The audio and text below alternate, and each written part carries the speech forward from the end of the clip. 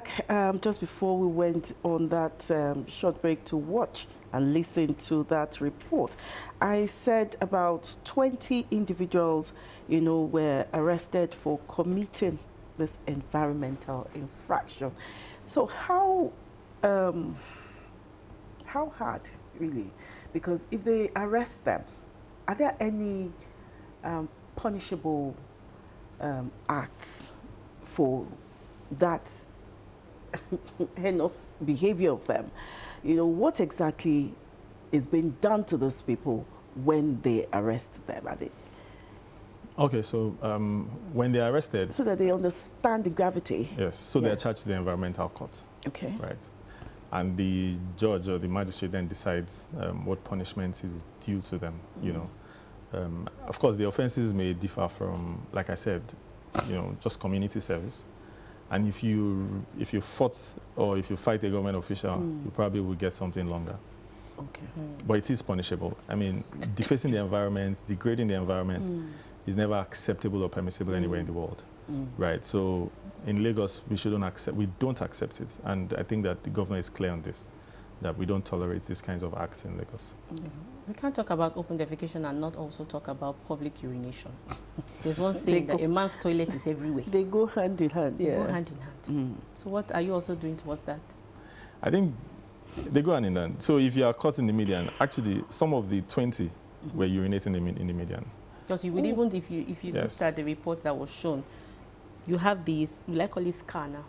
You see scar on the median. It's there already. Yes, so that was why we did the flushing, high pressure flushing, and all of that will go away. I can assure you that with the consistent advocacy that we're talking about and what the PS just alluded to, we're going to intensify it. We have intensified. That is why we're arresting people every day. If you bend down median in the morning, you're going to find yourself in courts before 10. And you probably spend the entire day or next couple of days doing environmental service for the government.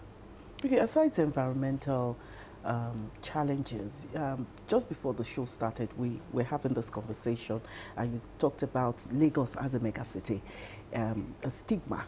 I'd like you to say it on air, because I'd like you to highlight it on air.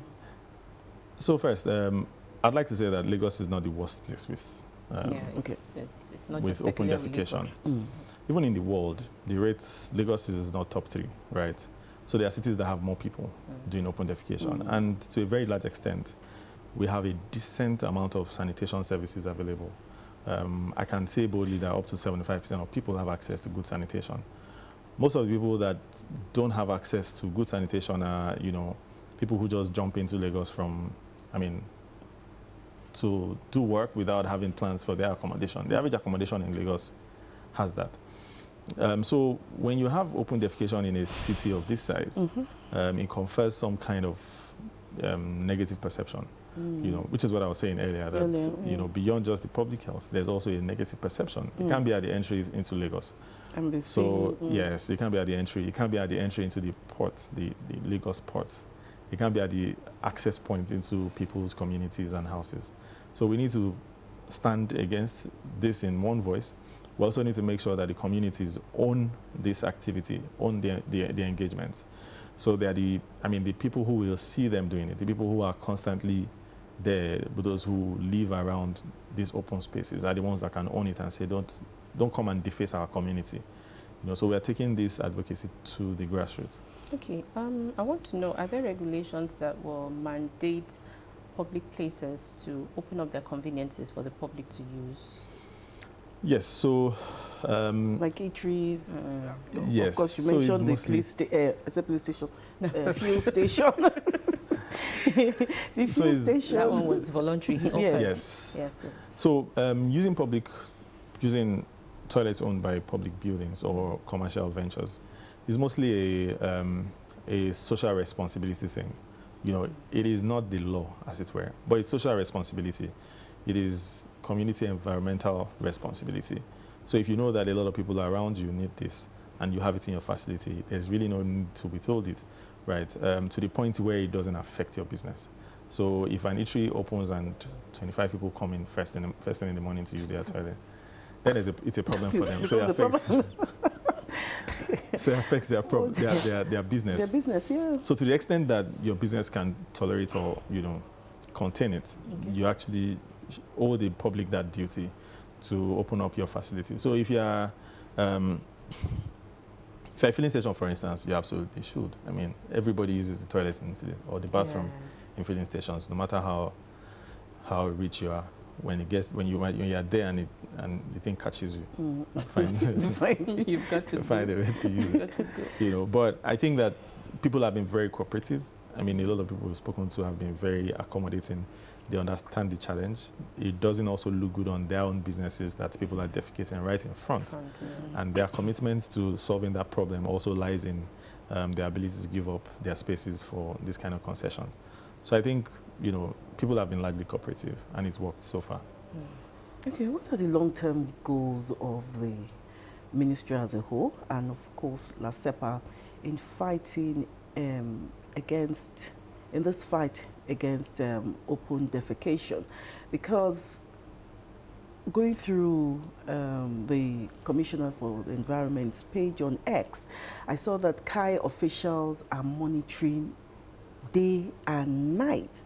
How sustainable is that? And, and are there plans for, a more sustainable way to fight against open defecation? So to the point where you have to make examples of the few that commit these offenses and enforce on the people around there, you cannot say. I mean, you cannot completely just be blind and say this will not be allowed. Clearly, it is not acceptable, but you institute enforcement, we provide alternatives, we make sure that other people are able to give up their spaces for use. We're also doing a lot of advocacy to make sure that people know where to go and do these things. They know where the closest toilet is, right? So there are toilets around you all the time. Every local government has at least 20 toilets. And they're in addition to the ones built by local governments, in motor parks, in markets, in open spaces, bus stops. There are also private people who own public toilets, and they are monitored and supervised by the ministry.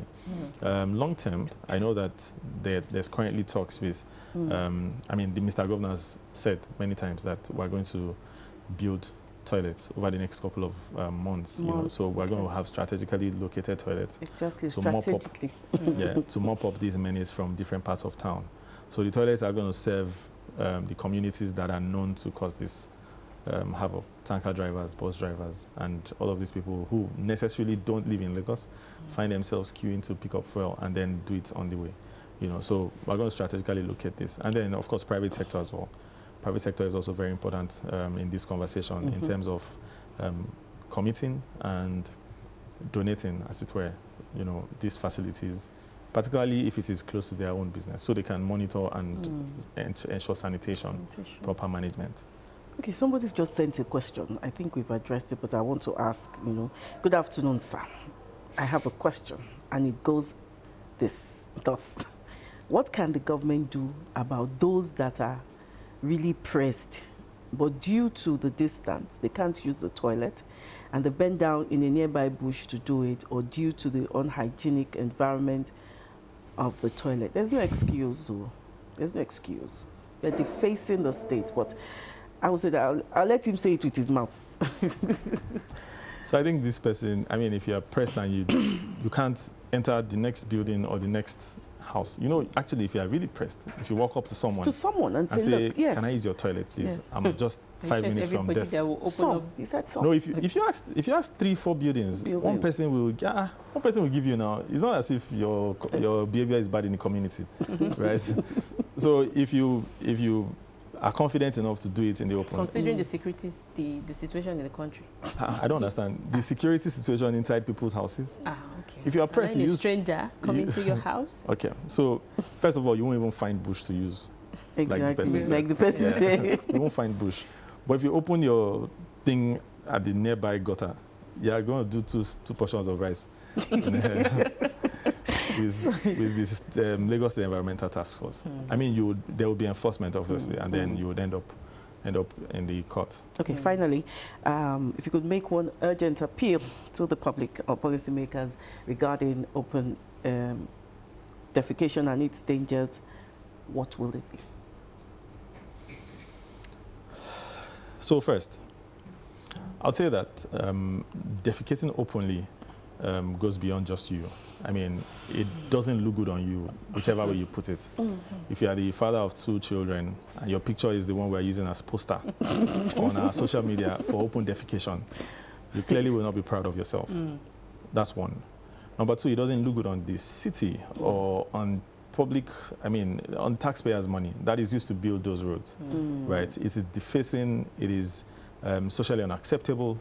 It is bad on the health of the public and the people. The feces will find its way into our water bodies and our drainages, and you'll be the major trigger for cholera and other infectious diseases in the community.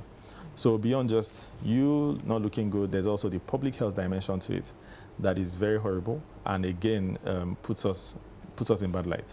So my appeal would be, if you're pressed to use a public toilet, go to a filling station closest to you. Go to any public building and ask kindly, as opposed to just doing it in the middle of the road or by the side of the road. It is even an eyesore, actually. People don't like to, I mean, imagine waking up and coming to work, and the first thing you see is all of those things. It's not a sign of a good day ahead, right? It's not a sign of a good day ahead.